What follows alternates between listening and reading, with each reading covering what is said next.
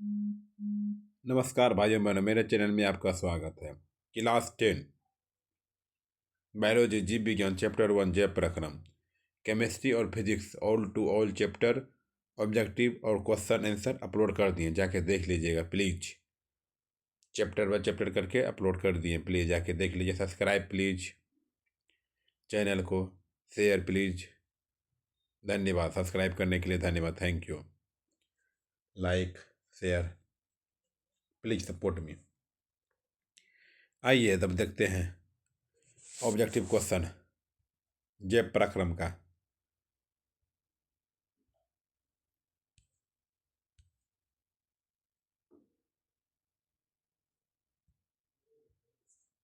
पौधे में वाष्पोत्सर्जन किस भाग में होता है? पौधे में वाष्पोत्सर्जन किस भाग में होता है?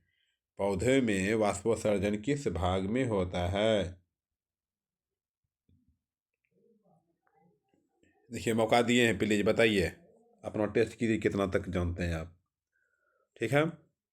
पौधे में वाष्पोत्सर्जन किस भाग में होता है? पत्ती में होता है। मनुष्य में वृक्क एक तंत्र का भाग है जो संबंधित है। मनुष्य में वृक्क एक तंत्र का भाग है जो संबंधित है। उत्सर्जन उत्सर्जन उत्सर्जन उत्सर्जन।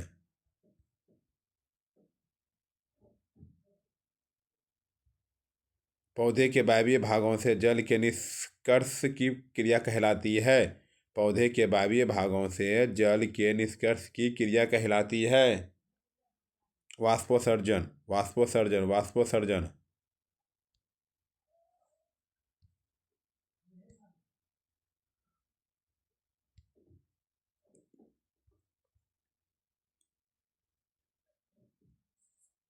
वह प्रक्रम जिनके द्वारा शरीर में ऊर्जा का उत्पादन होता है कहलाता है। वह प्रक्रम जिनके द्वारा शरीर में ऊर्जा का उत्पादन होता है कहलाता है श्वसन। क्या कहलाता? श्वसन। कौन सी क्रिया सभी जीव के लिए अनिवार्य है? कौन सी क्रिया सभी जीव के लिए अनिवार्य है? श्वसन। कौन सी क्रिया सभी जीव के लिए अनिवार्य है? श्वसन।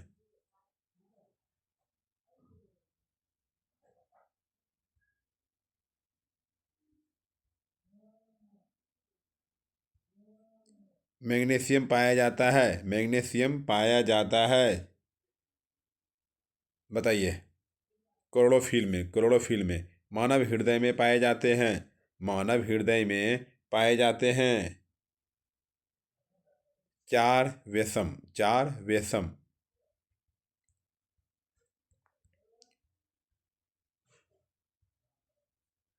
प्रकाश संश्लेषण द्वारा किसकी प्राप्ति होती है? प्रकाश संश्लेषण द्वारा किसकी प्राप्ति होती? प्रकाश संश्लेषण द्वारा किसकी प्राप्ति होती है?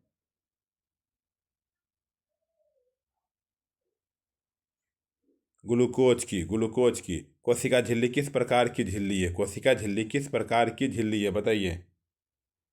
अर्धपारगम झिल्ली है। क्या है? अर्धपारगम में झिल्ली है। दही के जमने में निम्नलिखित में से कौन सी क्रिया होती है?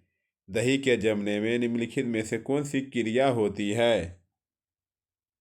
किण्वन। मानव में डायलिसिस थैली है। मानव में डायलिसिस थैली है।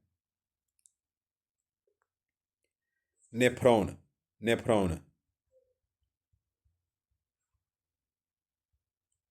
मत्स्य का मुख्य श्वसन अंग है। मत्स्य का मुख्य श्वसन अंग है।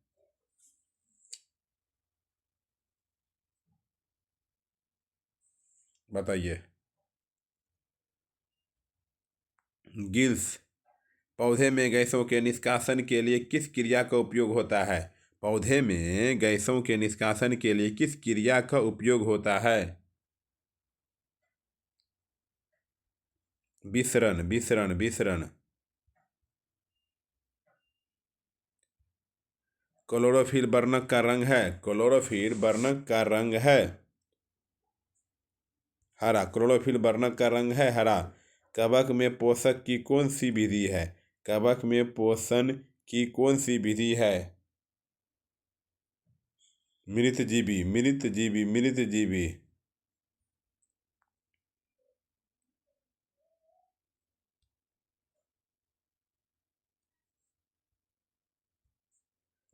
रक्त क्या है? रक्त क्या है बताइए?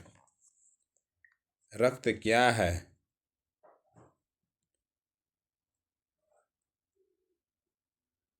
उत्तक है। निम्नलिखित में से कौन उत्सर्जी अंग है? निम्नलिखित में से कौन उत्सर्जी अंग है?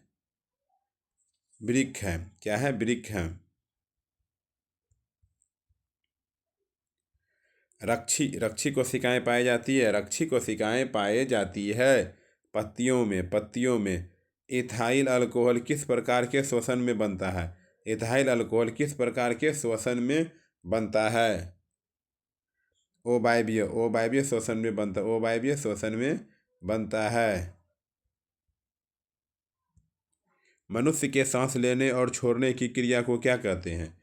मनुष्य के सांस लेने और छोड़ने की क्रिया को क्या कहते हैं?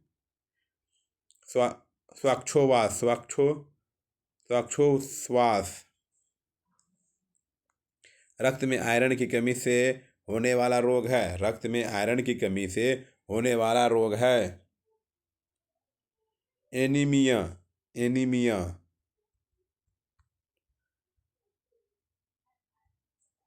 पादप में जाइलम उत्तरदायी है। पादप में जाइलम उत्तरदायी है बताइए। जल का वहन। जल का वहन। कूटपाद किसमें पाया जाता है? कूटपाद किसमें पाया जाता है? अमीबा में। कूटपाद किसमें पाया जाता है? अमीबा में पाया जाता है। प्रकृति में ऑक्सीजन का संतुलन कैसे बना रहता है? प्रकृति में ऑक्सीजन का संतुलन कैसे बना रहता है? प्रकाश संश्लेषण। प्रकृति में ऑक्सीजन का संतुलन कैसे बना रहता है? प्रकाश संश्लेषण। स्टोमाटा पौधे के किस अंग में पाया जाता है? स्टोमाटा पौधे के किस अंग में पाया जाता है? पत्तियों में। पत्तियों में। मानव हृदय का औसत प्रकुचन दाब है लगभग। मानव हृदय का औसत प्रकुचन दाब है लगभग 120 mmHg। 120 mmHg। इनमें कौन प्रकाश संश्लेषी अंग है? इनमें कौन प्रकाश संश्लेषी अंग है? इसमें कौन प्रकाश संश्लेषी अंग है?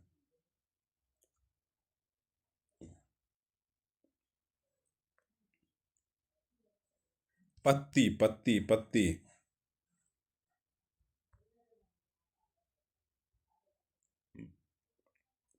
वाष्पोत्सर्जन कैसी प्रक्रिया है? वाष्पोत्सर्जन कैसी प्रक्रिया है बताइए।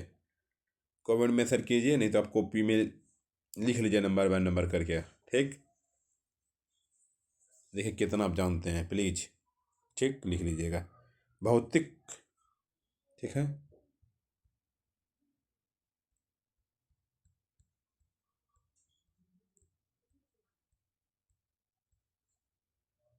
चलिए देखिए। शरीर में भोजन का पचना किस प्रकार की अभिक्रिया है? शरीर में भोजन का पचना किस प्रकार की अभिक्रिया है? ऑक्सीकरण। ऑक्सीकरण। ऑक्सीकरण स्वपोषी पोषण के लिए आवश्यक है। स्वपोषी पोषण के लिए आवश्यक है। उपर्युक्त सभी स्वपोषी पोषण के लिए आवश्यक है। उपर्युक्त सभी।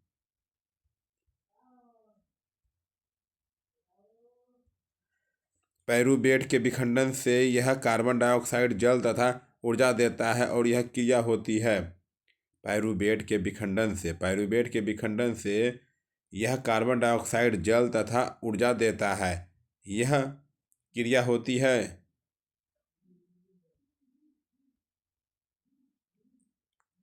माइटोकॉन्ड्रिया। माइटोकॉन्ड्रिया जठर ग्रंथियां कहाँ पाई जाती है?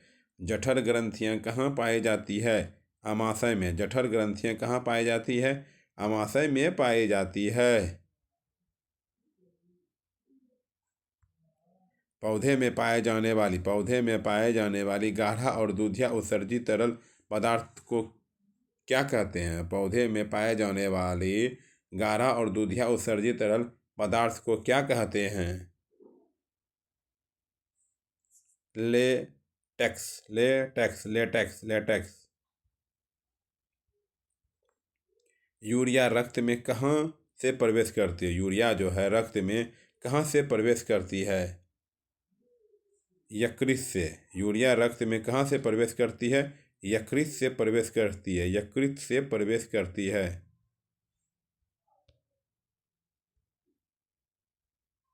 प्रकाश संश्लेषण होता है, प्रकाश संश्लेषण होता है, प्रकाश संश्लेषण होता है दिन में, प्रकाश संश्लेषण होता है दिन में। पादप में फ्लोएम संवाहक होता है, पादप में फ्लोएम संवाहक होता है। भोजन पादप में फ्लोएम संवाहक होता है। भोजन भोजन भोजन भोजन।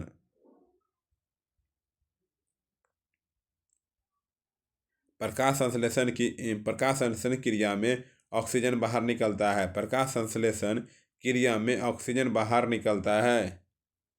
जल से रक्त में हल्के पीले रंग के चिपचिपे द्रव्य को कहते हैं। रक्त में हल्के पीले रंग के चिपचिपे द्रव्य को कहते हैं प्लाज्मा प्लाज्मा प्लाज्मा प्लाज्मा।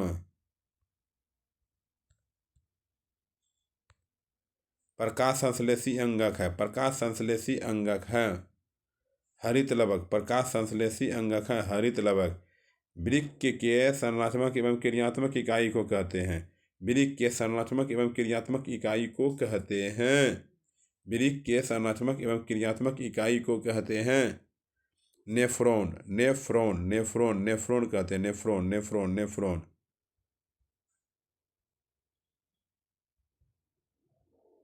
मनुष्य के शरीर की सबसे बड़ी ग्रंथि है, मनुष्य के शरीर की सबसे बड़ी ग्रंथि है लीवर। मनुष्य के शरीर की सबसे बड़ी ग्रंथि है लीवर।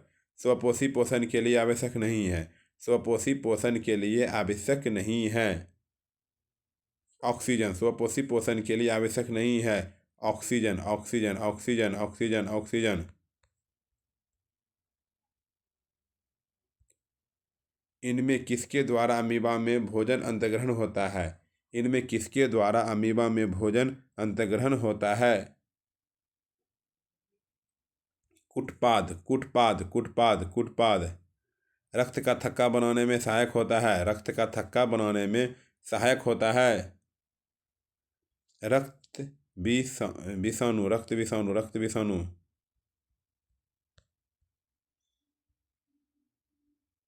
पाचन क्रिया पूर्ण होती है, पाचन क्रिया पूर्ण होती है छोटी आंत में, पाचन क्रिया पूर्ण होती है छोटी आंत में।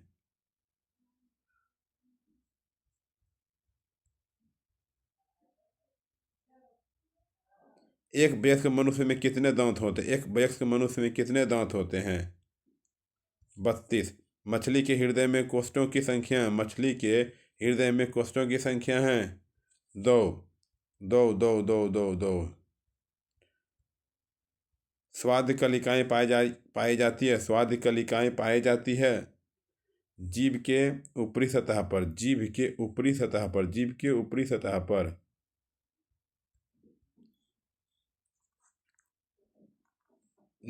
49 नंबर क्वेश्चन है। निम्नलिखित में से कौन सजीव के मुख्य लक्षण है? निम्नलिखित में से कौन सजीव के मुख्य लक्षण है? निम्नलिखित में से कौन सजीव के मुख्य लक्षण है? बताइए। इनमें सभी है, इनमें सभी है, इनमें सभी है, इनमें सभी है। ठीक है, ऑब्जेक्टिव खत्म हो गया।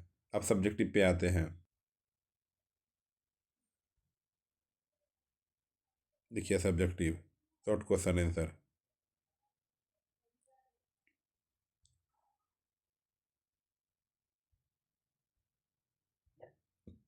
उत्सर्जन क्या है? उत्सर्जन में भाग लेने वाले वृक्क से संबंधित अन्य रचनाओं को सूचीबद्ध करें।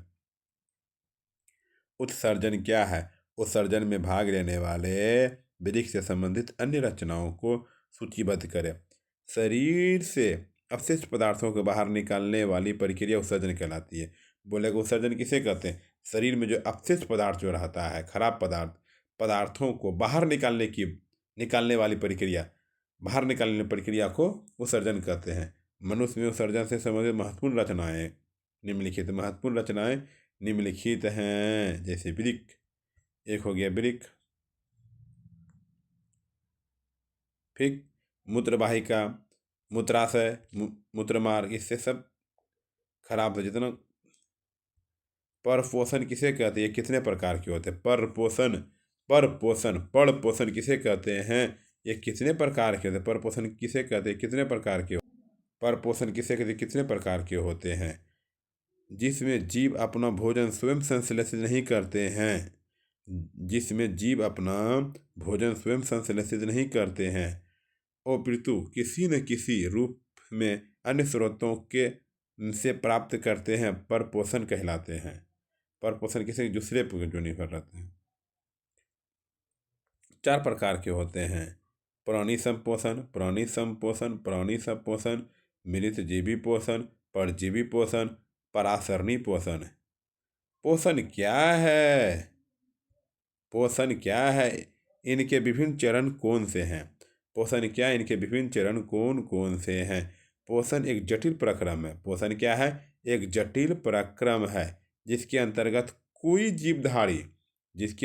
कोई जीवधारी भोजन ग्रहण करता है, जिसके द्वारा जिसके द्वारा शरीर रचना, टूट फूट की मरम्मत एवं अन्य सभी जैविक क्रियाओं का संचालन एवं नियमन होता है।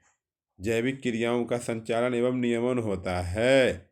मुख्य आहार नली, अमाशय, क्षुद्रांश, आंत की भित्ति बिना पचा भोजन बृहदान्त्र में भेज दिया जाता है।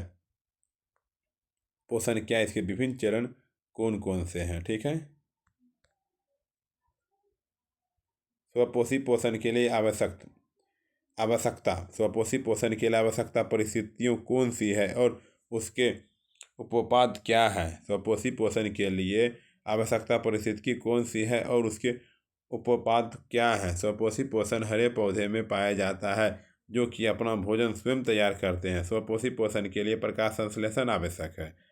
स्वपोषी पोषण के लिए प्रकाश संश्लेषण आवश्यकता है। हरे पौधे सूर्य के प्रकाश की उपस्थिति में क्लोरोफिल नामक वर्णक से कार्बन डाइऑक्साइड जल द्वारा कार्बोहाइड्रेट का निर्माण करते हैं। इस क्रिया में ऑक्सीजन गैस बाहर निकलती है।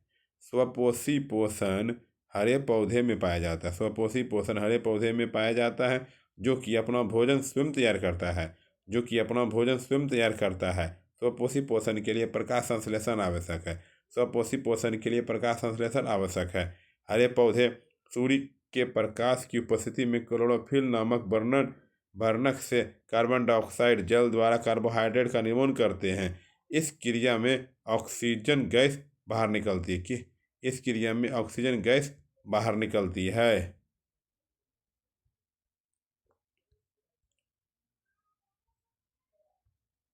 सूर्य का प्रकाश, क्लोरोफिल, कार्बन डाइऑक्साइड और जल स्वपोषी पोषण के लिए आवश्यकता परिस्थितियां। इसके उपोत्पाद आणविक ऑक्सीजन है।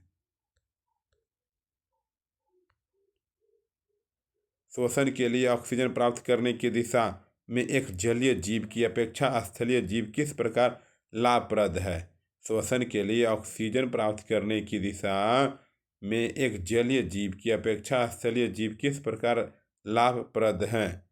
जलीय जीव जल में विलय ऑक्सीजन की उपयोग करते हैं। जलीय जीव जल में विलय ऑक्सीजन का उपयोग करते हैं क्योंकि जल में विलय ऑक्सीजन की मात्रा वायु में ऑक्सीजन की मात्रा की तुलना में बहुत कम है।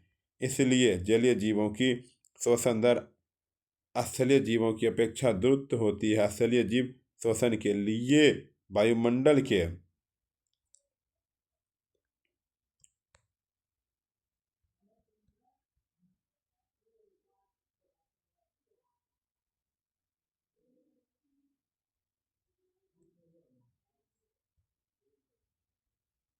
वायुमंडल का ऑक्सीजन का उपयोग करते हैं। श्वसन के लिए ऑक्सीजन प्राप्त करने की दिशा में जलीय जीव की अपेक्षा स्थलीय जीव इस प्रकार लाभप्रद है। श्वसन क्या है? श्वसन क्या है?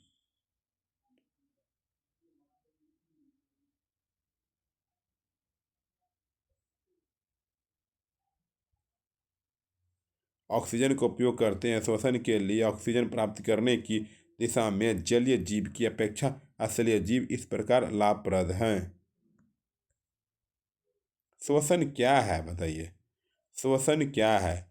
शरीर के बाहर से ऑक्सीजन को ग्रहण करना, शरीर के बाहर से ऑक्सीजन को ग्रहण करना, शरीर के बाहर से ऑक्सीजन ग्रहण करना तथा कोशिकीय आवश्यकता के अनुसार खाद्य स्रोत के विघटन में उसका उपयोग श्वसन कहलाता है।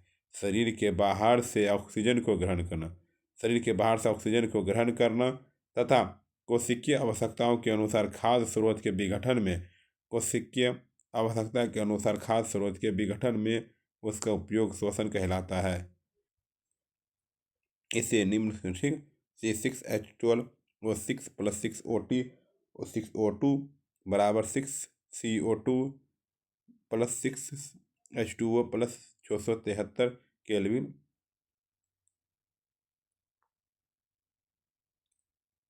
चलिए, श्वसन की आवश्यकता शर्तें क्या है? श्वसन की आवश्यकता शर्तें क्या है? इसके उपोपाद्य क्या है? श्वसन के लिए निम्न शर्तें को पूरा करना आवश्यक है। पर्णहरित या क्लोरोफिल की उपस्थिति, पर्णहरित या क्लोरोफिल की उपस्थिति, कार्बन डाइऑक्साइड CO2 की उपस्थिति, जल H2O की उपस्थिति।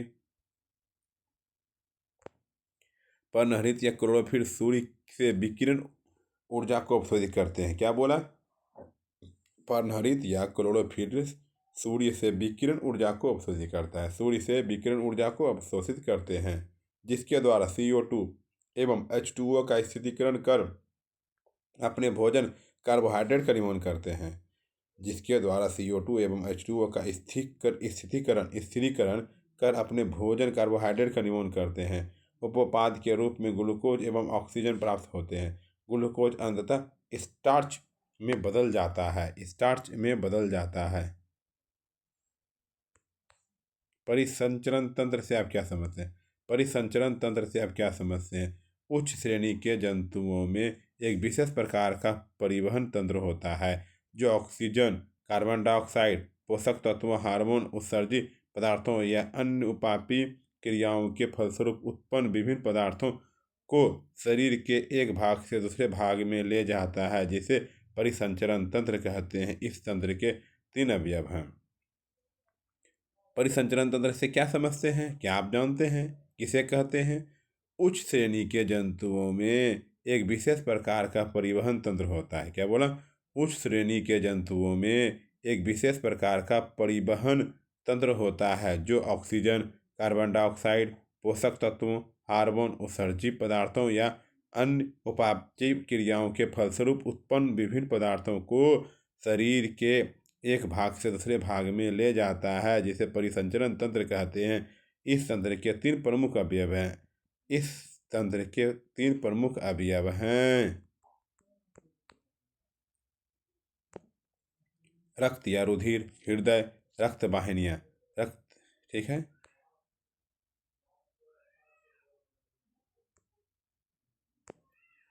उत्सर्जन क्या है? मानव में इसके 2 प्रमुख अंगों के नाम लिखे। उत्सर्जन क्या है? मानव में इसके 2 प्रमुख अंगों के नाम लिखें। जीवों के शरीर में उपापचय क्रियाओं के फलस्वरूप उत्पन्न अपशिष्ट पदार्थों को शरीर से बाहर निष्कासन की क्रिया को उत्सर्जन कहते हैं। जीवों के शरीर से उपापचय क्रियाओं के फलस्वरूप उत्पन्न अपशिष्ट पदार्थों को शरीर से बाहर निष्कासन की क्रिया को उत्सर्जन कहते हैं। मानव में इसके 2 प्रमुख अंग के नाम निम्नलिखित हैं।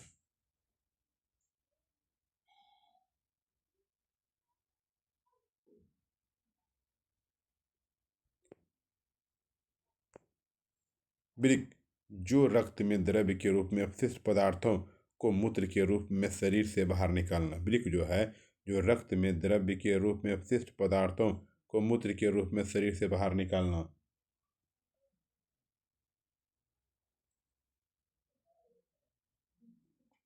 फेफड़ा, जो रक्त में गैसीय अपशिष्ट पदार्थों को शरीर से बाहर निकालना। जो रक्त में गैसीय अपशिष्ट पदार्थों को शरीर से बाहर निकालना।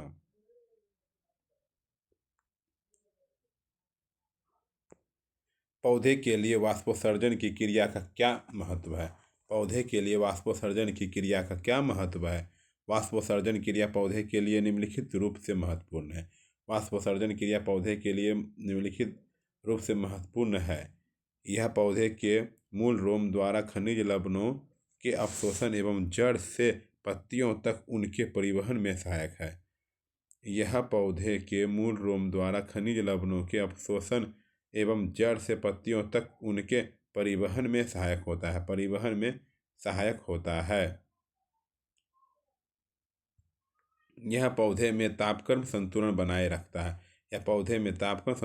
रखता है। वाष्पोत्सर्जन के कारण ही पौधे की जड़ों से चोटी तक जल की निश्चित धारा बनी रहती है।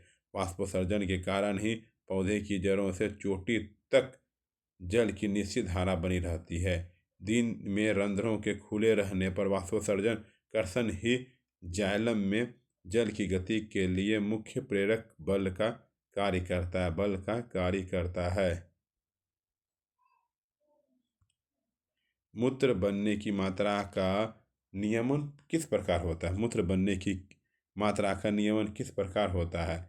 जल की मात्रा पूर्ण अवशोषण शरीर में उपलब्ध अतिरिक्त जल की मात्रा पर तथा कितना विलय व्यय उत्सर्जित करना है पर निर्भर करता है। अगर अधिक मात्रा में जल या अन्य द्रव्य का सेवन किया जाए तो रक्त का दाब बढ़ जाता है, वह अधिक मात्रा में मूत्र बनती है। मूत्र की मात्रा भोजन के लिए गए एक खनिज लवण व दूसरे ठोस आहार पर भी निर्भर करता है।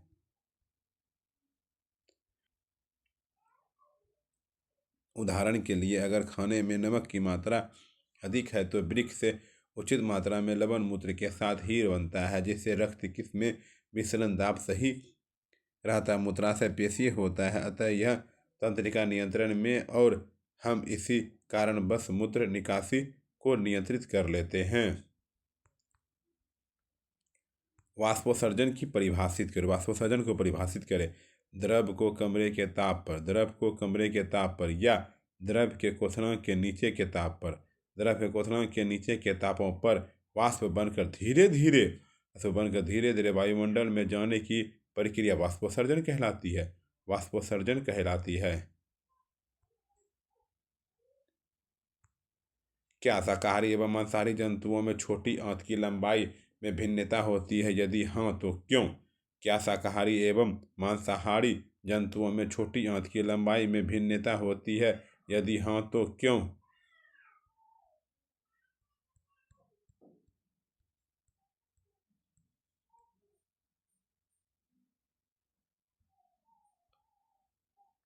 छोटी आंत की लंबाई भोजन के प्रकार पर निर्भर करती है। छोटी आंत की जो लंबाई है भोजन के प्रकार पर निर्भर करती है। शाकाहारी जंतुओं में छोटी आंत लंबाई अधिक होती है, जिससे कि सेल्यूलोज का पाचन सही ढंग से हो सके। इसके विपरीत मांसाहारी जंतुओं में छोटी आंत की लंबाई छोटी होती है। क्योंकि मांसाहारी भोजन का पाचन अपेक्षाकृत सरल होता है। मनुष्य में दंत क्षरण का क्या कारण है? दंत क्षरण या दंत क्षय इनेमल तथा डेंटिन के सने मृदुकरण के कारण होता है। दंत क्षरण या दंत क्षय इनेमल तथा डेंटिन के सने मृदुकरण के कारण होता है। अनेक जीवाणु कोशिका खाद्य कणों के साथ मिलकर दांतों पर चिपककर दंत प्लाक बना देते हैं। प्लाक आंत को ढक लेता है, इसलिए लार अम्ल को उदासीन करने के लिए दंत सतह तक नहीं पहुंच पाती है। यही दंत क्षरण का कारण है। दंत क्षरण का या दंत क्षय इनेमल तथा डेंटिन के सने मृदुकरण का कारण होता है। अनेक जीवाणु कोशिका खाद्य कणों के साथ मिलकर दांतों पर चिपककर दंत प्लाक बना देते हैं। प्लाक दांत की ढक लेता है, इसलिए लार अम्ल को उदासीन करने के लिए दंत सतह तक नहीं पहुंच पाती है। यही दंत क्षरण का कारण है।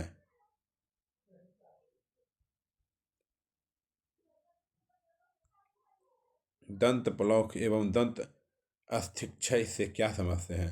दंत पलौक एवं दंत अस्थि क्षय से क्या समझते हैं? यदि मीठी मीठी चीज़ें खाने से के उपरांत हम अपनी दांतों की सफाई ठीक से नहीं करते हैं, यदि मीठी चीज़ें खाने के उपरांत हम अपनी दांतों की सफाई ठीक से नहीं करते हैं, तब यह हमारे दांतों पर बैठ जाती है, हमारे दांतों में बैठ जाती है एवं दंत प्लक बनाते हैं। शक्कर पर बैक्टीरिया रासायनिक क्रिया कर अम्ल बनाते हैं। शक्कर पर बैक्टीरिया रासायनिक क्रिया कर अम्ल बनाते हैं। यह अम्ल दांत की इनामेल से रासायनिक प्रतिक्रिया कर उसे नरम बना देता है तथा उस स्थान पर धीरे धीरे एक छिद्र बन जाता है, जिसे दंत अस्थिक्षय कहते हैं।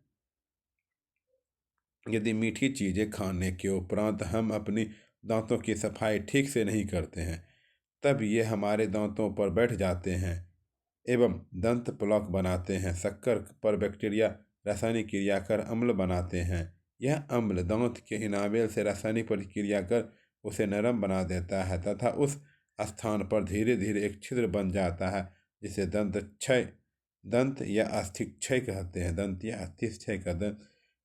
अस्थिक्षय कहते हैं।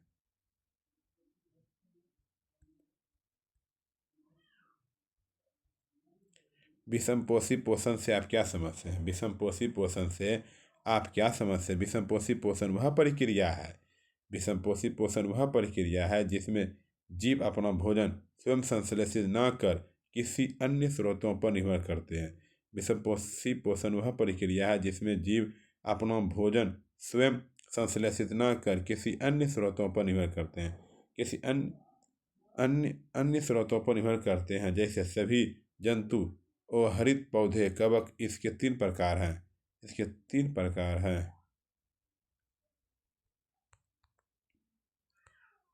मिश्रजीवी पोषण, परजीवी पोषण, पुरानी संपोषण। मिश्रजीवी पोषण, जीवी पोषण, पुरानी संपोषण।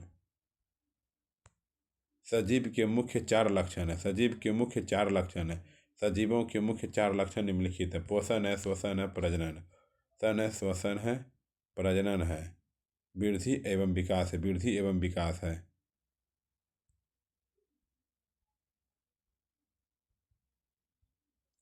जीवों में पोषण का अनिवार्यता की सार्थकता साबित करे। जीवों में पोषण की अनिवार्यता की सार्थकता साबित करे। जैविक प्रक्रमों के संचालन, वृद्धि, अनुरक्षण आदि कार्यों के निष्पादन जीवन की मूलभूत आवश्यकता ऊर्जा है। ऊर्जा की प्राप्ति हेतु खाद्य पदार्थों की जरूरत होती है, अतः जीवों में पोषण अनिवार्य है। जैविक प्रक्रमों के संचालन, वृद्धि, अनुरक्षण आदि कार्यों के निष्पादन जीवन की मूलभूत आवश्यकता ऊर्जा की प्राप्ति हेतु खाद्य पदार्थों की जरूरत होती है, अतः जीवों में पोषण अनिवार्य है।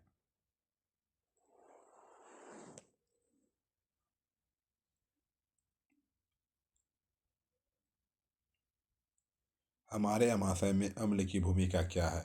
हमारे आमाशय में अम्ल की भूमिका निम्नलिखित है। यह जीवाणुनाशक की तरह कार्य कर भोजन के साथ आने वाले बैक्टीरिया को नष्ट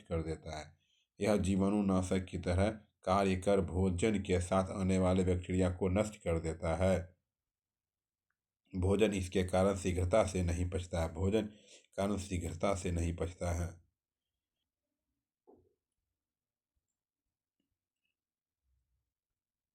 कोशिका के चार कोशिकांग का नाम लिखें। कोशिका के चार कोशिकांग का नाम निम्नलिखित है। माइटोकॉन्ड्रिया, लाइसोसोम, गोल्जी उपकरण।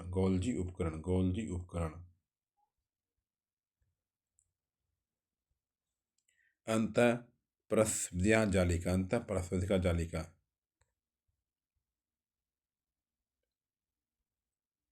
श्वसन और प्रकाश संश्लेषण में अंतर स्पष्ट करें। श्वसन एक जैव रासायनिक प्रक्रिया है जिसमें जीव ऑक्सीजन के साथ ग्लूकोज को तोड़कर उपयोगी ऊर्जा ATP मुक्त करते हैं, जिससे CO2 और H2O उत्पन्न होते हैं। प्रकाश संश्लेषण वह प्रक्रिया है जिसके द्वारा हरे पौधे और कुछ सूक्ष्मजीव प्रकाश ऊर्जा का उपयोग करके CO2 और H2O H2O को ग्लूकोज और O2 में परिवर्तित करते हैं। श्वसन और प्रकाश संश्लेषण में अंतर स्पष्ट करें। श्वसन एक जैव रासायनिक प्रक्रिया है जिसमें जीव ऑक्सीजन के साथ ग्लूकोज को तोड़कर उपयोगी ऊर्जा ATP मुक्त करते हैं, जिससे CO2 और H2O उत्पन्न होते हैं। प्रकाश संश्लेषण वह प्रक्रिया है जिसके द्वारा हरे पौधे और कुछ सूक्ष्मजीव प्रकाश ऊर्जा का उपयोग करके CO2 और H2O को ग्लूकोज और O2 में परिवर्तित करते हैं। ग्लूकोज और O2 में परिवर्तित करते हैं। रुधिर लसिका में अंतर बताइए। रुधिर रंगहीन नहीं होता है, इसका रंग लाल होता है। लसिका रंगहीन होता है, इसका कोई रंग नहीं होता है। रुधिर में लाल रुधिर कणिकाएं की संख्या अधिक मात्रा में होती है। लसिका में लाल रुधिर कणिकाएं की संख्या की मात्रा कम होती है। रुधिर में श्वेत रुधिर कणिकाएं की संख्या की मात्रा कम होती है।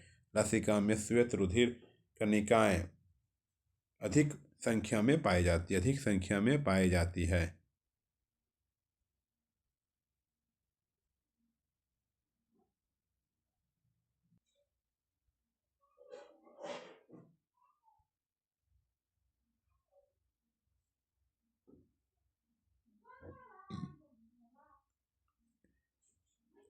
रुधिर में फाइब्रिनोजेन की मात्रा अधिक पाई जाती है, जिससे यह बहुत ही आसानी के साथ थक्का बन जाता है। लसिका में फाइब्रिनोजेन की मात्रा कम उपस्थित होती है, फिर भी थक्का जमने की शक्ति इसमें विद्यमान होती है। रुधिर में प्रोटीन की मात्रा अधिक होती है। लसिका में प्रोटीन की मात्रा कम होती है। जीवों के लिए पोषण क्यों अनिवार्य है? जीवों के लिए पोषण अनिवार्य है क्योंकि यह ऊर्जा प्रदान करता है। शरीर के विकास और मरम्मत में मदद करता है और विभिन्न जैविक प्रक्रियाओं को संचालित करता है। पोषण के बिना जीव जीवित नहीं रह सकते हैं। क्योंकि उन्हें जीवन की विभिन्न क्रियाओं के लिए आवश्यक पोषक तत्व और ऊर्जा नहीं मिलेगी।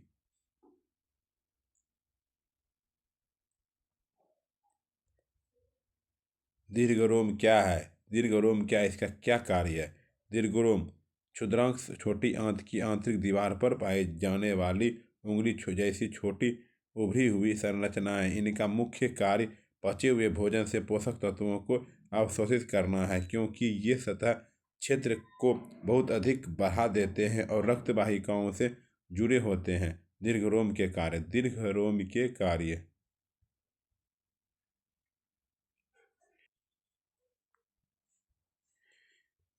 पोषक तत्वों का अवशोषण। ये अवशोषण के लिए कुल क्षेत्र को बढ़ाते हैं, जिससे पचे हुए भोजन में मौजूद पोषक तत्वों के अवशोषित करने की प्रक्रिया तेज हो जाती है। रक्त में पोषक तत्वों का परिवहन दीर्घरोम के भीतर रक्त वाहिकाओं का एक घना जाल होता है, जो अवशोषित पोषक तत्वों को रक्त प्रवाह में पहुंचाता है। पोषक तत्वों के अवशोषण सक्षम करना यह सुनिश्चित करता है कि शरीर पचे हुए भोजन से अधिकतम ऊर्जा और पोषण प्राप्त कर सके। किण्वन क्या है? यह कहाँ होता है? किण्वन एक जैविक प्रक्रिया है जिसमें सूक्ष्म जीव जैसे खमीर बैक्टीरिया ऑक्सीजन की अनुपस्थिति में कार्बोहाइड्रेट जैसे शर्करा को अल्कोहल, एसिड और गैसों में बदलते हैं। यह प्रक्रिया कोशिका द्रव्य में होती है और जीवों को ऊर्जा प्राप्त करने में मदद करती है। यह खमीर की कोशिकाओं, जीवाणु, बैक्टीरिया और जानवरों के मांसपेशियों जैसी कई कोशिकाओं में होता है। रक्त प्लेटलेट्स की रक्त जमने में क्या भूमिका है?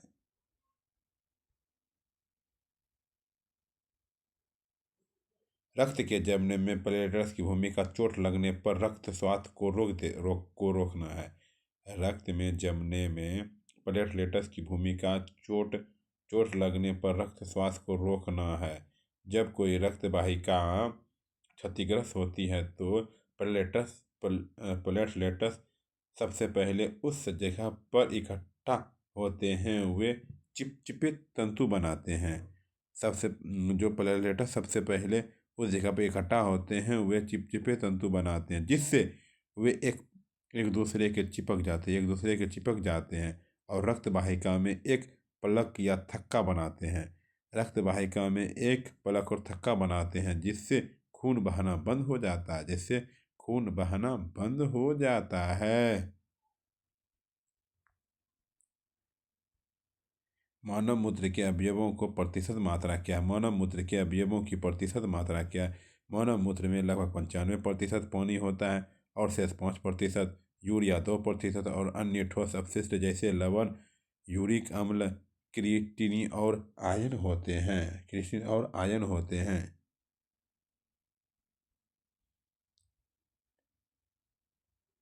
लाल रक्त कोशिकाएं तथा श्वेत रक्त कोशिकाएं में अंतर।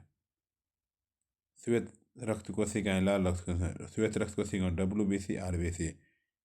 आकार क्या होता है? नियमित आकार की लाल रक्त कोशिकाएं से बड़ी होती है, द्विअप्तल डिस्क के आकार की छोटी होती। केंद्रक होता है, परिपक्व होने का केंद्रक नहीं होता है। रंगहीन, कई वर्णक नहीं। लाल हीमोग्लोबिन के कारण। संख्या जो होता है WBC का, प्रति माइक्रोलीटर रक्त में लगभग 4000 से 11000, प्रति माइक्रोलीटर रक्त में लगभग 5 मिलियन। कार्य: प्रतिरक्षा प्रणाली की रक्षा करती है, संक्रमण से लड़ती है, फेफड़ों से ऊतकों तक ऑक्सीजन पहुंचाती है। जीवन का लगभग 5 से 20 दिन, लगभग 120 दिन, लगभग 120 दिन, लगभग 120 दिन।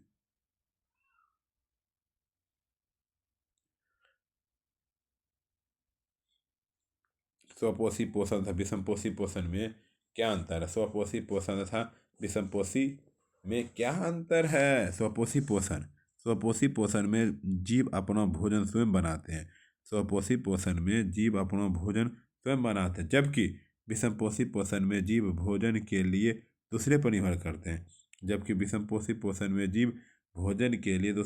करते हैं। स्वपोषी जैसे पौधे सरल अकार्बनिक पदार्थों से प्रकाश संश्लेषण द्वारा भोजन बनाते हैं, जबकि विषमपोषी जैसे मनुष्य, जानवर अपने पोषण के लिए स्वपोषीय या अन्य जीवों पर निर्भर होते हैं, अन्य पौधे पर निर्भर होते हैं।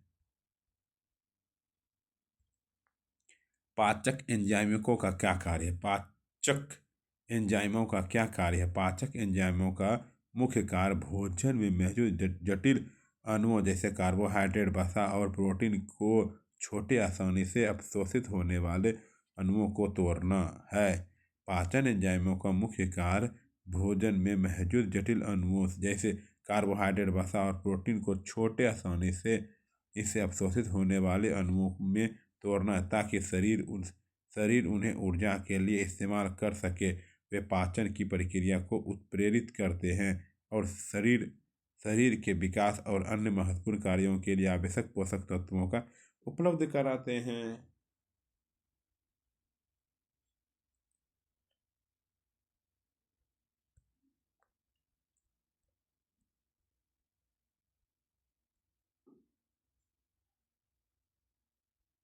अग्नाशय द्वारा उत्पादित सबसे महत्वपूर्ण हार्मोन इंसुलिन है। इंसुलिन लैंगरहैंस द्वीपिकाओं में स्थित बीटा कोशिकाओं द्वारा भोजन के प्रति प्रतिक्रिया स्वरूप शासित होता है। इंसुलिन कार्य: रक्त में शर्करा मात्रा नियंत्रित करना। महत्व: इंसुलिन की कमी से मधुमेह, डायबिटीज रोग हो सकता है। अग्नाशय द्वारा श्वासित हार्मोन का नाम लिखें तथा इसका कार्य बताइए। श्वसन क्या है? मनुष्य के श्वसन तंत्र का नामांकित चित्र बनाइए। श्वसन वह प्रक्रिया है जिसमें जीव ऊर्जा प्राप्त करने के लिए ऑक्सीजन लेते हैं और कार्बन डाइऑक्साइड छोड़ते हैं। श्वसन वह प्रक्रिया जिसमें जीव ऊर्जा प्राप्त करने के लिए ऑक्सीजन लेते हैं और कार्बन डाइऑक्साइड छोड़ते हैं। यह दो मुख्य चरणों में होता है, एक बाहरी प्रक्रिया श्वसन लेना और छोड़ना, और एक आंतरिक प्रक्रिया कोशिकीय श्वसन जो कोशिकाओं में होती है।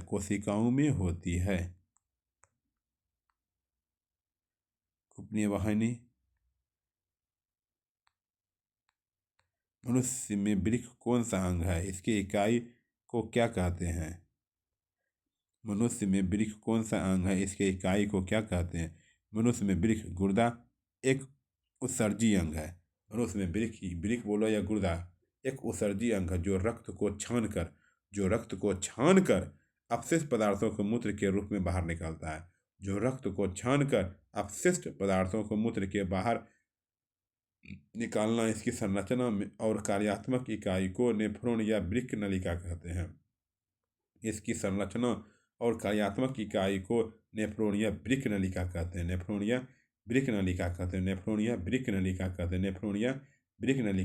हैं। मानव में वहन तंत्र के घटक कौन से हैं? मानव वहन तंत्र के मुख्य घटक हृदय, रक्त और रक्त वाहिकाएं हैं। हृदय रक्त को पंप करता है। रक्त वाहिकाएं, धमनियां, शिराएं और कोशिकाएं रक्त को पूरे शरीर में ले जाती है और रक्त इन अंगों को ऑक्सीजन, पोषण तत्व और अन्य पदार्थों परिवहन करता है। प्रकाश संश्लेषण से आप क्या समझते हैं? समीकरण दें। प्रकाश संश्लेषण वह प्रक्रिया है जिसके द्वारा पौधे सूर्य के प्रकाश की ऊर्जा का उपयोग करके कार्बन डाइऑक्साइड और पानी को ग्लूकोज, भोजन और ऑक्सीजन में बदलते हैं। इस प्रक्रिया में क्लोरोफिल द्वारा प्रकाश ऊर्जा को अवशोषित किया जाता है, जिससे पौधे अपना भोजन बना पाते हैं। इसका समीकरण है। प्रकाश संश्लेषण से क्या समझते हैं? समीकरण दे। प्रकाश संश्लेषण वह प्रक्रिया है जिसके द्वारा पौधे जो सूर्य के प्रकाश की ऊर्जा को उपयोग करके कार्बन डाइऑक्साइड और पानी को ग्लूकोज, भोजन और ऑक्सीजन में बदलते हैं। इस प्रक्रिया को क्लोरोफिल द्वारा प्रकाश ऊर्जा को अवशोषित किया जाता है, जिससे पौधे अपना भोजन बना पाते हैं। इसका समीकरण है।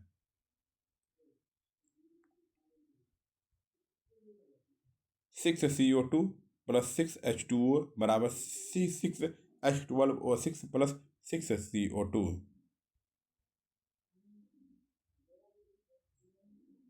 ग्लूकोज के ऑक्सीकरण से विभिन्न जीवों में ऊर्जा प्राप्त करने के लिए विभिन्न मार्ग क्या है? ठीक है।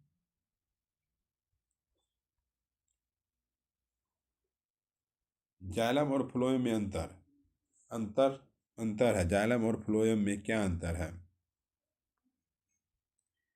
विशेषताएं। जाइलम और फ्लोएम। परिवहन, पानी और खनिजों का परिवहन होता है। जाइलम में जो है पानी और खनिजों का परिवहन होता है। फ्लोएम में शर्करा और अन्य पोषक तत्व भोजन का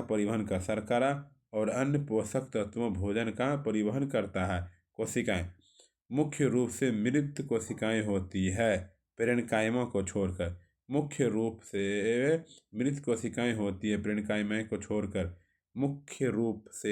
जीवित कोशिकाएं होती है, बास्ट फाइबर को छोड़कर।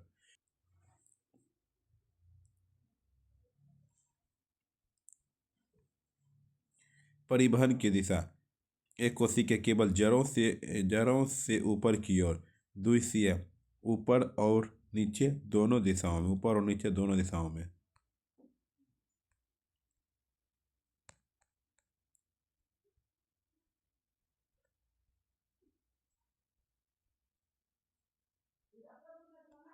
दोहरा परिसंचरण किसे कहते? दोहरा परिसंचरण वह प्रक्रिया है जिसमें रक्त के प्रत्येक पूर्ण चक्र के दौरान हृदय से 2 बार गुजरता है। हृदय से कितने बार गुजरता है? 2 बार। इसमें 2 अलग अलग पथ होते हैं। इसमें क्या होते हैं? 2 अलग अलग पथ होते हैं। एक जो ऑक्सीजन रहित रक्त को फेफड़े में भेजता है, एक जो ऑक्सीजन रहित रक्त फेफड़े में भेजता है, फुफ्फुसीय परिसंचरण, और दूसरा जो ऑक्सीजन युक्त रक्त को शरीर के ऊतकों तक पहुंचता है, प्रणालीगत परिसंचरण। इस प्रकार के परिसंचरण के कारण ऑक्सीजन युक्त और ऑक्सीजन रहित रक्त अलग अलग रहते हैं, जिससे शरीर को ऑक्सीजन की कुशल आपूर्ति मिलती है। ऑक्सीजन की कुशल आपूर्ति मिलती है।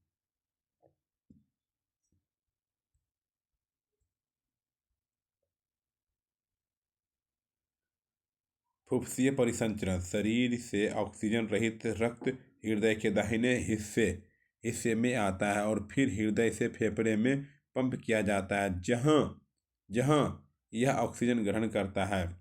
प्रणालीगत परिसंचरण, फेफड़ों में ऑक्सीजन युक्त रक्त आपस हृदय में बाएं हिस्से में आता है और फिर हृदय से पूरे शरीर में ऊतकों तक पंप किया जाता है, ये जहां यह ऑक्सीजन छोड़ता है और कार्बन डाइऑक्साइड लेता है।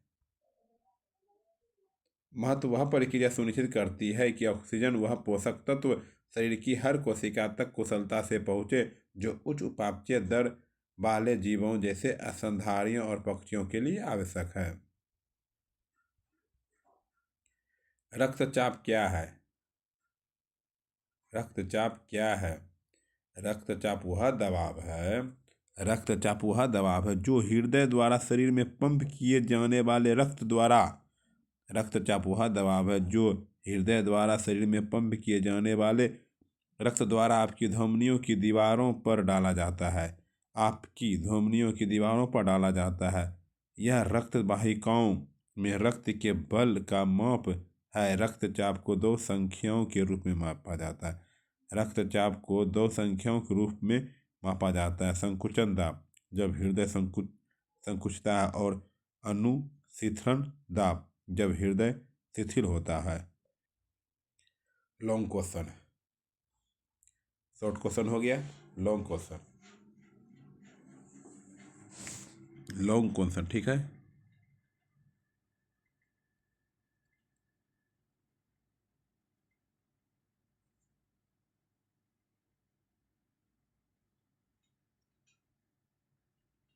पोषण कितने प्रकार के होते हैं, वर्णन करें। पोषण कितने प्रकार के होते हैं, वर्णन करें। पोषण मुख्य रूप से तीन प्रकार के होते हैं।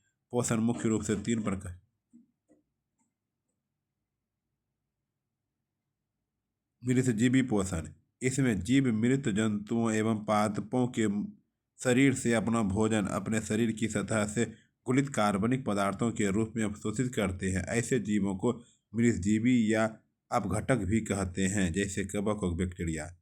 मृतजीवी पोषण किसे कहते हैं?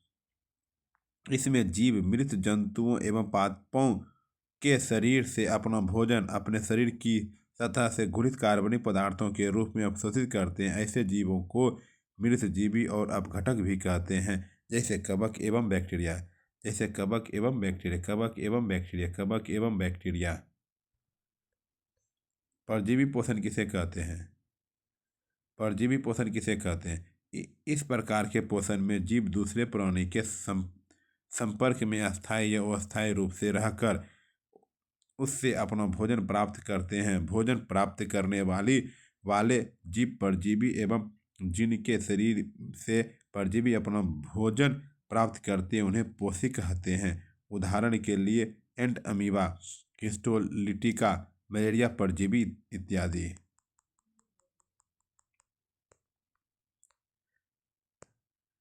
प्राणी संपोषण, जीवों में पोषण की वह विधि जिसमें प्राणी अपना भोजन ठोस या तरल रूप से जंतुओं के भोजन ग्रहण करने की विधि द्वारा ग्रहण करते हैं, प्राणी संपोषण कहलाते हैं।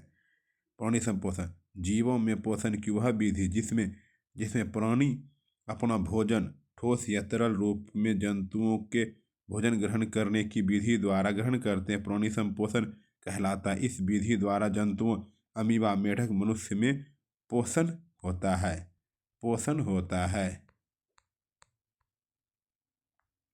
मानव के रक्त के कार्यों का वर्णन करें। रक्त के कार्य एक तरह संयोजी ऊतक है, क्योंकि वह अपने प्रभाव के दौरान शरीर के सभी ऊतकों का संयोजन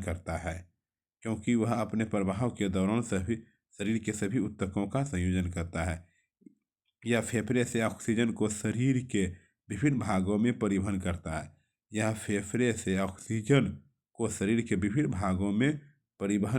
है।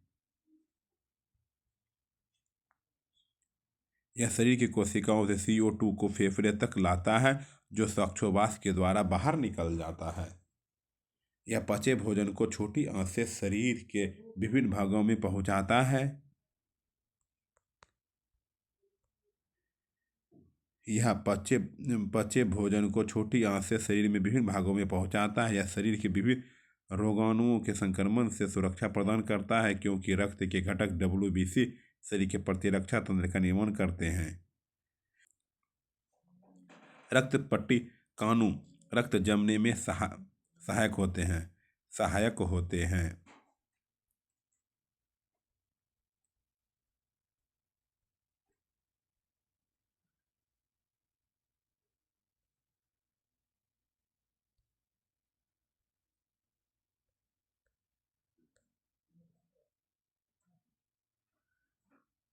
यह 3 नंबर क्वेश्चन, वृक्क का नामांकित चित्र बनाकर वर्णन करें।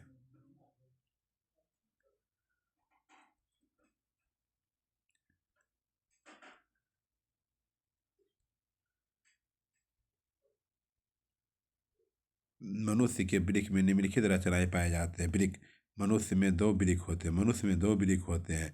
यह गहरे भूरे लाल रंग के होते हैं। दोनों वृक्क उदर गुहा को पृष्ठीय देह भित्ति में कशेरुकी दंड के दोनों ओर स्थित होते हैं। दोनों वृक्क उदर गुहा की पृष्ठीय देह भित्ति में कशेरुकी-दंड के दोनों ओर स्थित होते हैं। प्रत्येक वृक्क का बाहरी सतह उत्तल तथा भीतरी सतह अपतल होता है। वृक्क के आंतरिक अपतल सतह को हिलम कहते हैं।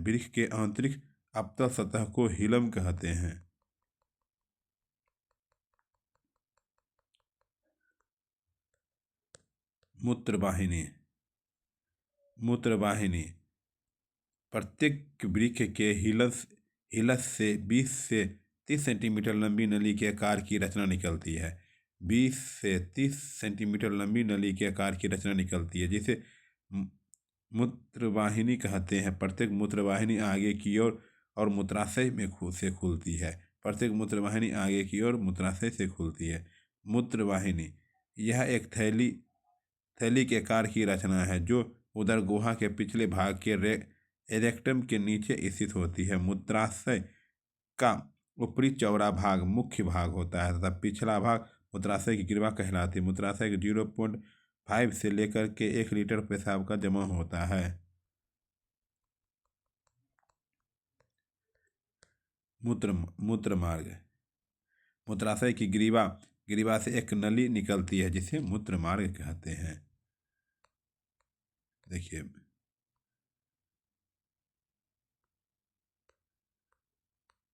मानव नेफ्रॉन का स्वच्छ नामांकित चित्र बनाकर वर्णन करें। प्रत्येक वृक्क में लगभग 1 दाई सैकड़ा हजार 10 लाख वृक्क नलिकाएं होती है। प्रत्येक वृक्क में 10 लाख वृक्क नलिकाएं होती है, जिसे नेफ्रॉन कहते हैं। नेफ्रॉन किसे कहते हैं? प्रत्येक वृक्क में लगभग 10 लाख वृक्क नलिकाएं होती है,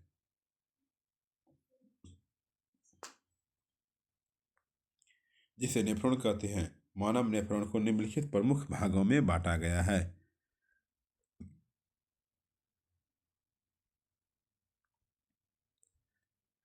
बोमन संपुट यह वृक्क नलिका के आरंभ से प्याले जैसी संरचना है, जो कोशिका गुच्छ या नामक रक्त कोशिकाओं के एक जाल में घेरता है।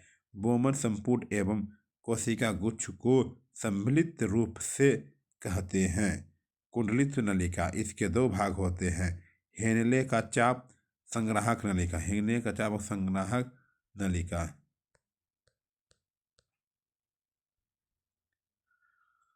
सामान्य संग्राहक नली, जो अंत में मूत्रवाहिनी से जुड़ा होता है।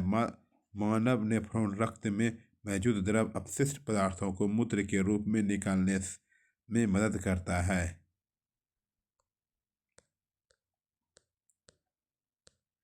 नलिकाओं द्वारा खाद्य पदार्थों के परिवहन को चित्र द्वारा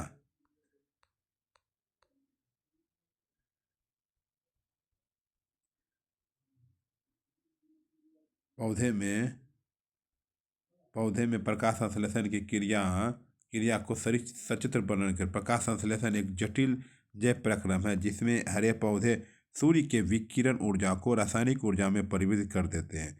प्रकाश संश्लेषण एक जटिल जैव प्रक्रम है जिसमें हरे पौधे सूर्य के विकिरण ऊर्जा को रासायनिक ऊर्जा में परिवर्तित कर देते हैं। हरी पत्तियां में अवस्थित क्लोरोफिल सूर्य के प्रकाश से उत्पन्न विकिरण ऊर्जा को अवशोषित कर इनके जल को H2O एवं ऑक्सीजन O2 में विघटित करती है। O2 रंध्रों द्वारा बाहर निकल जाता है। H2CO2 से संयोग कर ग्लूकोज बनाता है। इस प्रक्रिया के दौरान तीन मुख्य रासायनिक घटनाएं होती। क्लोरोफिल द्वारा प्रकाश ऊर्जा का अवशोषण। प्रकाश ऊर्जा तथा रासायनिक ऊर्जा को रूपांतरित तथा जल अणुओं का हाइड्रोजन एवं ऑक्सीजन में विघटन। कार्बन डाइऑक्साइड का कार्बोहाइड्रेट में उपचयन देख लीजिए फोटो।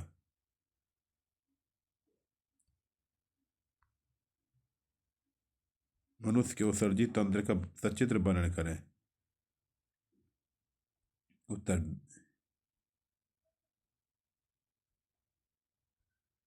वृक्क एवं इसके अनेक सहायक अंग मनुष्य के उत्सर्जी तंत्र कहलाता है। वृक्क एवं इसके अनेक सहायक अंग मनुष्य के उत्सर्जी तंत्र कहलाता है। वृक्क उत्सर्जन तंत्र का प्रमुख अंग है जो केवल उत्सर्जी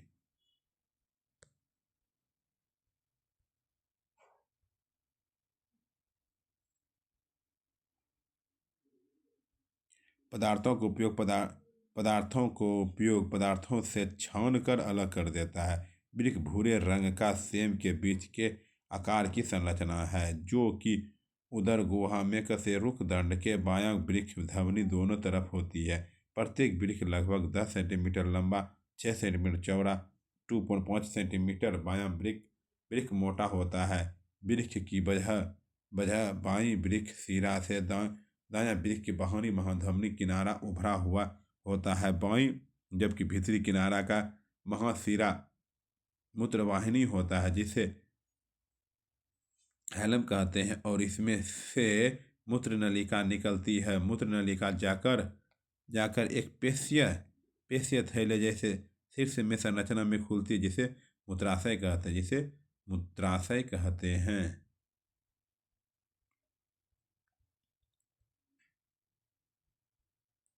मनुष्यों में पाचन की प्रक्रिया का विवरण दीजिए। मनुष्य में पाचन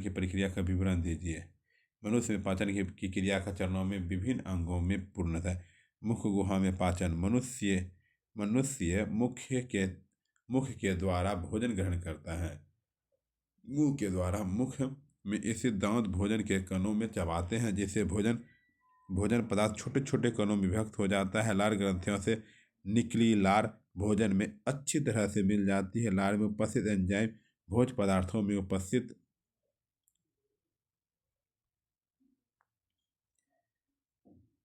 उपस्थित मंड स्टार्च शर्करा ग्लूकोज में बदल देता है। लार भोजन में रसदार, चिकना और लुगदीदार बना देती है जिससे भोजन ग्रसिका में से होकर आसानी से आमाशय में पहुंच जाता है।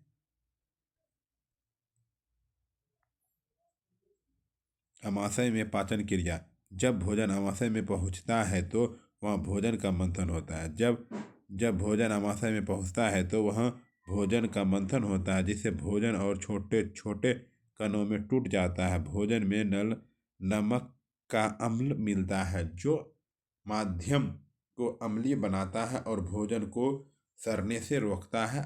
आमाशय पाचन रस में उपस्थित एंजाइम प्रोटीन को छोटे छोटे अणुओं में तोड़ देते हैं। ठीक है,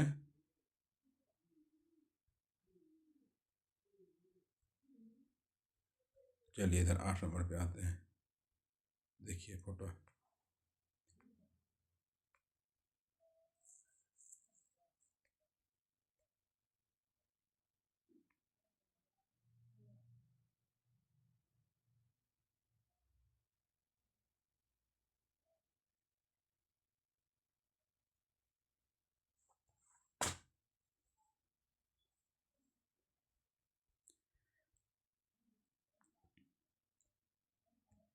ग्रहणी में पाचन। अमाशय में पाचन के बाद जब भोजन ग्रहणी में पहुँचता है तो यकृत में आया पीतरस भोजन में अभिक्रिया करके वसा का वाष्पीकरण कर देता है तथा माध्यम को क्षारीय बनाता है, जिससे अग्नाशय से आए पाचन रस में उपस्थित एंजाइम क्रियाशील हो जाते हैं और भोजन में उपस्थित प्रोटीन, कार्बोहाइड्रेट एवं वसा का पाचन कर देते हैं।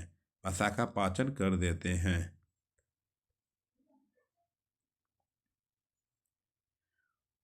क्षुद्रांश में पाचन। ग्रहणी में पाचन के बाद अब भोजन क्षुद्रांश में पहुंचता है और वे वहाँ आंत्र रस में उपस्थित एंजाइम बचे हुए अपचित्र प्रोटीन, कार्बोहाइड्रेट तथा वसा का पाचन कर देते हैं। आश्र के बिलाई द्वारा पचे हुए भोजन का अवशोषण कर लिया जाता है तथा अवशोषित भोजन रक्त में पहुंचा दिया जाता है।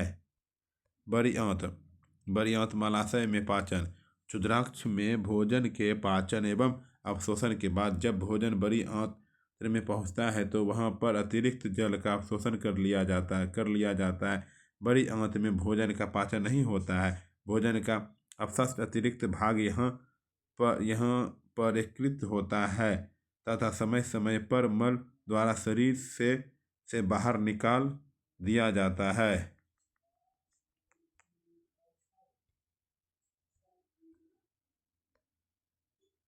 Thank you. Chapter complete. ठीक, जय पराक्रम बायोलॉजी का फिर दूसरा चैप्टर अपलोड करेंगे। सब्सक्राइब प्लीज चैनल को, माई चैनल को सपोर्ट प्लीज।